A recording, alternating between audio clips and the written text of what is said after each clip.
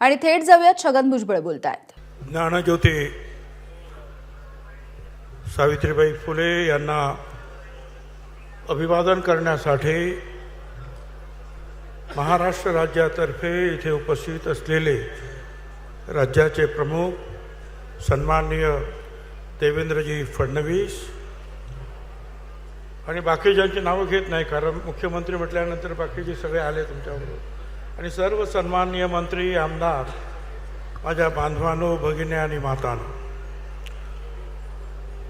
सर्वप्रथम मी ज्ञानज्योती सावित्रीबाई फुले यांना वंदन करतो।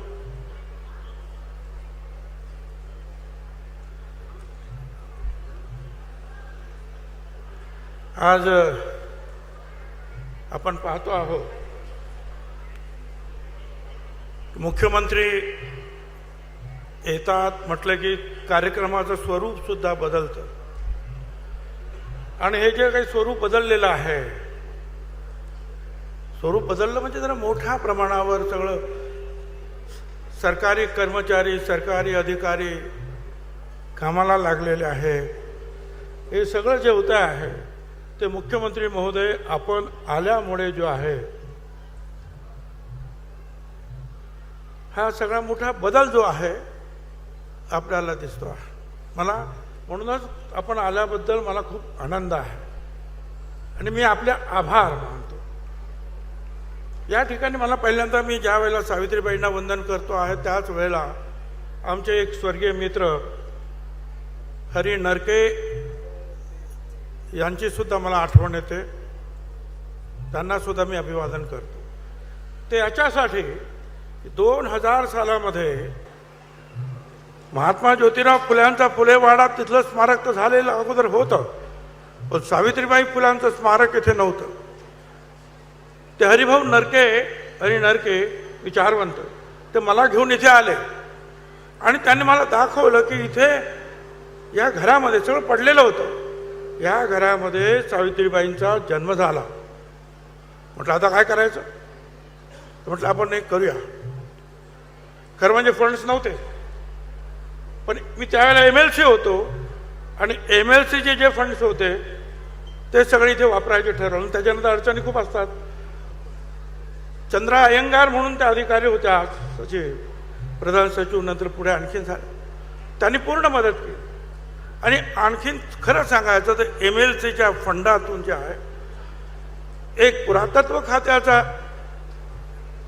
आर्किटेक्ट मिळवून गावातलं निरीक्षण करून त्या गावातील घरांसारखं घर उभं करण्याचा आपण प्रयत्न केला।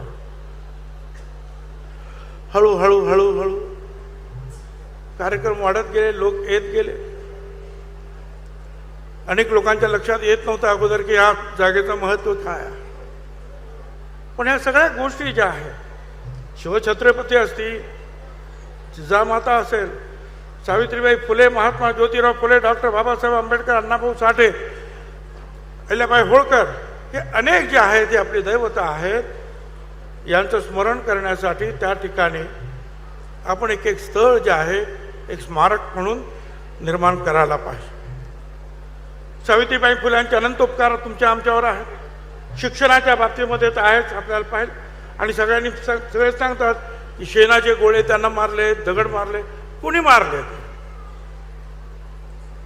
ते तुम्ही आम्ही सगळ्यांनी, केवळ ब्राह्मणांनी नाही, हे लक्षात घ्या। महात्मा ज्योतिराव फुल्यांना मदत करणारे जसे विरोध करणारे होते तसे मदत करणारे ब्राह्मण सुद्धा होते। भवाळकर होते, भिड्यांचा वाडा आपण म्हणतो तिथे शाळा, ते भिडे ब्राह्मणच, परांजपे होते, भांडारकर होते। जसे मदत करणारे होते विरोध करणारे सुद्धा होते। आणि त्यावेळेला अंधश्रद्धेचा पकडा एवढा होता आमच्यावर की आमचे सुद्धा लोक दगड मारायला काही मागे होते अशातला भाग नाही। त्यामुळे महात्मा ज्योतिराव फुल्यांचा विरोध हा ब्राह्मण्यवादाला होता। सत्यशोधक चळवळ सुरू झाली आणि फुले दाम्पत्य गेल्यानंतर ब्राह्मण आणि ब्राह्मण्येतर अशा प्रकारचं स्वरूप त्याला प्राप्त झालं। आपण इतिहासात जर सगळं पाहिलं आणि अभ्यास केला तर हेच आपल्या लक्षात येत आहे हे कधी कसं झालं? मदत करणारे ब्राह्मण होते, विरोध करणारे ब्राह्मण होते. पुण्यामध्ये महात्मा ज्योतिराव फुलांचा पुतळा उभा करायचा ठराव पास झाल्यानंतर आपल्याच काही लोकांनी विरोध केला. 36 वर्ष लागली आणि नंतर पुतळा उभा राहिला पुण्यामध्ये. त्या सावित्रीबाई फुल्यांचं मी जास्ती सगळ्यांना माहिती आहे, पण एकच गोष्ट सांगतो, आणि विशेषतः करोनाच्या काळात मला त्यांची फार आठवण यायची. कारण ह्याच सावित्रीबाई फुल्यांचं जे आहे काम करत असताना त्यांनी जे आहे महार मांग सगळ्यांची सेवा केली. आणि त्यावेळेला ते म्हणायचे, महार मांगाची करते मी सेवा आवडीच्या देवा, स्मरून या सेवा सप्तधर्म देई समाधान, ठेवी शांत मन आपले रे. मुलींच्या शाळा काढल्या, उत्तम चालवल्या, सरकारनं त्यांचं कौतुक सुद्धा केलं. आणि मग पुढे महात्मा ज्योतिराव फुले गेले. 1886ला दुष्काळ पडला. सावित्रीबाई फुल्यांनी जे आहे दुष्काळाचे कॅम्प सुरू केले. मुंबईमध्ये हिंदू मुसलमान दंगा झाला. सावित्रीबाई फुले पुढे झाल्या. हजारो लोकांचा मॉब तिथे गोळा झाला. त्यांनी ती दंगल शांत केली आणि पुढे जे आहे 1897 साल उजाडलं. प्लेगची साथ सगळीकडे सुरू झाली. औषधं नव्हती. त्यावेळेला प्लेग झाला, इथे सरकारी ब्रिटिश अधिकारी त्याला उचलून कुठेतरी नेऊन टाकायचे. सावित्रीबाई फुल्यांनी जे आहे शेकडो माणसं रोज मरायला लागली पुण्यामध्ये. सावित्रीबाई महात्मा ज्योतिराव फुल्यांनी ज्या बालहत्या प्रतिबंधक गृहामध्ये 40 महिलांचं बाळंतपण केलं, त्यातली एक ब्राह्मण महिला, तिचा मुलगा यशवंत, त्याला डॉक्टर केलं. आणि सावित्रीबाई फुल्यांनी सांगितलं की यशवंता, आपण यांची सेवा करायची. आणि पुढे त्याला बोलवून घेतलं. त्यांनी दवाखाना घालायला लावला. आणि मग त्या दवाखान्यामध्ये 8 किलोमीटर लांब पुण्यापासून तिथे सगळ्यांना आणायचं आणि औषध पाणी करायचं. सावित्रीबाई फुले स्वतः त्या पेशंटना घेऊन यायचे. यशवंता त्यांना म्हणाला, अगं आई, तू हे जर करशील तर तुला सुद्धा प्लेग होईल आणि तुझा सुद्धा जीव जाईल. सावित्रीबाई म्हणतात की अगर शेठजी जर असते, शेठजी म्हणजे ज्योतिराव, ते जर असते तर घरात बसले असते का रे? नाही, मी काम सुरू ठेवणार. आणि नंतर एक मुलगा दलित समाजाचा पांडुरंग बाबाजी गायकवाड मुंढवा गावचा, त्याला त्याने प्लेग झालेला पाठीवर घेतले आणि धावत सुटल्या. 8 किलोमीटर धावत आले. 8. आणि बस त्यांना प्लेग झाला आणि त्यात त्यांचं निधन झालं. मला सांगा, एवढं मोठं जे आहे सामाजिक कार्य, देहदान देण्याचं स्वतः तयारी असते आणि दिलं, हे कुठे आपल्याला सापडेल? ही सावित्रीबाईची कमाई डोळ्यात पाणी आणण्यासारखी. शूद्रांना शिक्षण देण्यासारखं सावित्रीबाई फुले म्हणतात. शूद्रांना सांगण्याजोगा आहे शिक्षण मार्ग हा, शिक्षणाने मनुष्यत्वा पशुत्व हटते पहा. विद्या हे धन आहे रे, श्रेष्ठ साऱ्या धनाहून, तिचा साठा जयापाशे, ज्ञानी तो मानवी जन. उठा बंधुनो अतिशूद्रानो, जागे होऊन उठा, परंपरेची गुलामगिरी ही तोडण्यासाठी उठा, बंधू शिकण्यासाठी उठा. आता 200 वर्ष होणार आहेत त्यांना, 6 वर्षांनी. त्यावेळेची गोष्ट सांगतो. आजही आम्हाला मुलींना शिकवायचं म्हणजे जीवावर येत आहे. पण आपण निर्णय घेतले की मुलींना शिकवा, डॉक्टर करा, इंजिनियर्स करा, त्यांचा खर्च सरकार करू.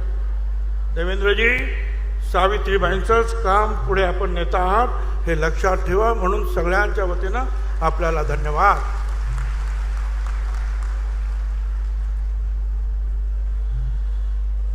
कामं तर खूप आहेत. सरकारनं खूप कामं केली आहे. पहिलं काम मी तुम्हाला सांगतो, माझ्या बांधवानं भगिनीने माता मंत्रालयामध्ये, मी विरोधी पक्षात होतो त्यावेळेला, शिंदे आणि फडणवीस दोघेच सरकारमध्ये, आणि आम्ही मागणी केली की की मंत्रालयाच्या प्रवेशद्वारावर छत्रपतींच्या प्रतिमा आहे, बाबासाहेब आंबेडकरांची आहे, जिजामातेंची आहे, सगळ्यांची आहे.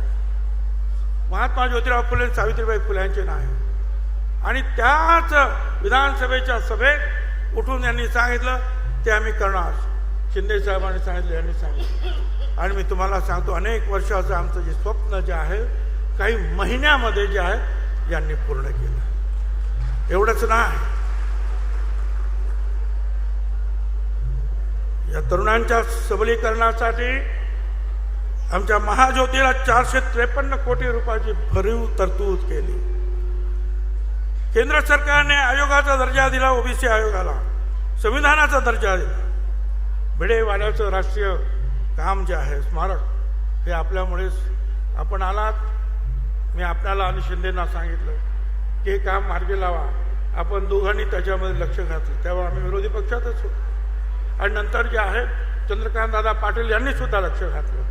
आणि शेवटी जे आहे कोर्टातच ती लढाई लढावी लागली, सुप्रीम कोर्टातर्फे. तिथे सुद्धा आपल्याला न्याय मिळाला.